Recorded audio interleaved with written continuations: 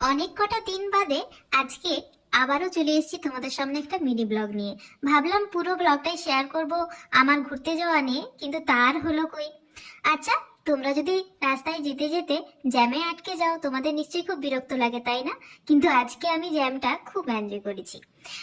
সকাল তখন প্রায় 6:30-7টা হবে। ক্রসিং পড়ে গেল। তো আমি দেখলাম ক্রসিং দেওয়ার ফলে তো মাঝখানে পেরোনোর কথা নয়, কিন্তু অনেকেই সাইকেল নিয়ে রাস্তা পারাপার করছিলেন, অনেকেই হেঁটেই পারাপার করলেন। তো আমার মনে হয় এরকমটা করা উচিত নয়। সেক্ষেত্রে অনেক সময় আমরা দেখেছি অনেক দুর্ঘটনা ঘটে যায়। তো এই ব্যাপারটা আমার খুব খারাপ লাগছিল। কিন্তু সবচেয়ে মজা পেয়েছি কি, তোমাদেরকে একটু পরেই বলছি। অবশেষে ট্রেন এসে গেল প্রায় 5 মিনিট পর, আর তখন অনেকটাই জ্যাম হয়ে গেছিল। আর এই কাকু দেখো এই সময় খৈনি খাচ্ছিলেন। মানে মানুষ কিভাবে সময়টাকে কাজে লাগায় দেখে আমি অবাক হলাম। তো এগুলো খাওয়াও একদমই ঠিক না। তো যাই হোক, চলো পরের ব্লগে অযোধ্যার ব্লগটা শেয়ার করবো।